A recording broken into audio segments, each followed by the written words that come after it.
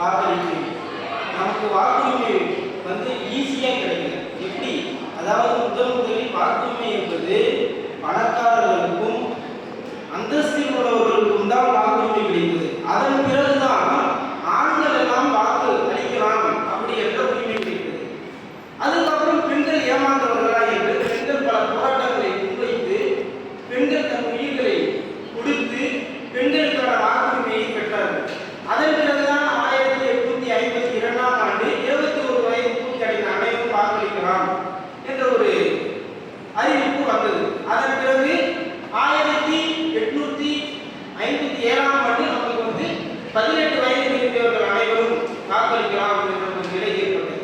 அப்படிப்பட்ட இந்த வாக்கை நாம் அவ்வளவு எளிதாக கருதிவிடக்கூடாது. இவ்வளவு போராட்டங்களுக்கு பிறகு கிடைத்த இந்த வாக்குரிமையை நாம் எப்படி வாக்கு செலுத்த வேண்டும் என்பதை கருத்தில் கொள்ள வேண்டும்.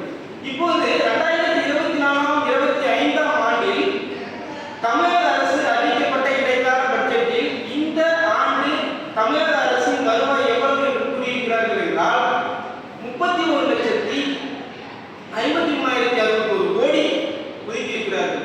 இதையே நாம் 5 வருடத்திற்கு கணக்கிடும் போது கிட்டத்தட்ட 15 மில்லியன் கோடி ரூபாய் வருகிறது. இந்த 5 வருடத்திற்கு உள்ள இந்த 15 மில்லியன் கோடி ரூபாயை தமிழக வளர்ச்சிக்காக பாராளுமன்ற உறுப்பினர்களால் அமையப்படும் அரசாங்கத்தால் இந்த 15 மில்லியன் கோடி ரூபாய் செலவழிக்கப்படுகிறது.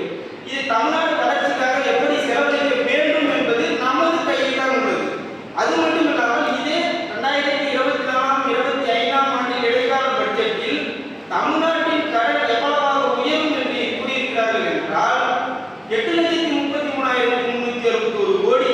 இந்த 8,366,361 கோடி ரூபாயில் மக்கள் தொகையை வைத்து கணக்கிடும் போது ஒவ்வொரு நபருக்கும் 1,14,000 ரூபாய், அதாவது என் மீது 1,14,000, மற்றவர்கள் மீது அனைவரின் மீதும் 1,14,000 ரூபாய் கடனாக உள்ளது. அப்போது இந்த கடன்களில் இருந்து தமிழ்நாட்டை மீட்டு ஒரு வளர்ச்சி பாதையை கொண்டு செல்ல வேண்டும் என்றால் அது நம் கையில் தான் உள்ளது.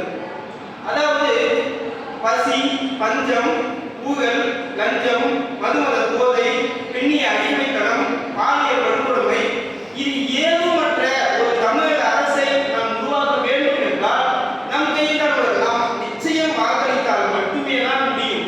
இன்றைக்கு நமக்கு உயர்தர மருத்துவம், சமமான கல்வி, நடக்க சரியான பாதை, அது மட்டும் இல்லாமல் தூய குடிநீர் இது எல்லாம் கிடைக்க வேண்டும் என்றால் நாம் நிச்சயம் வாக்களித்தால் மட்டுமே முடியும். அதுக்குதான் பகத்சிங் சொல்றாரு. என்ன சொல்றாருன்னா, பாலுக்கு ஏங்காத குழந்தை, இது பாலுக்கு ஏங்காத குழந்தை, வேலைக்கு அலையாத இளைஞன், கல்விக்கு ஏங்காத மாணவன், இப்படிப்பட்ட இந்தியா தான் என் கனவு இந்தியா அப்படின்னு பகத்சிங் சொல்றாரு. அப்படிப்பட்ட இந்தியாவை உருவாக்க நமது கைதான், நமது விரல் தான் அதற்கான முக்கிய காரணமாக உள்ளது என்பதை நாம் ஞாபகத்தில் வைத்துக் கொள்ள வேண்டும்.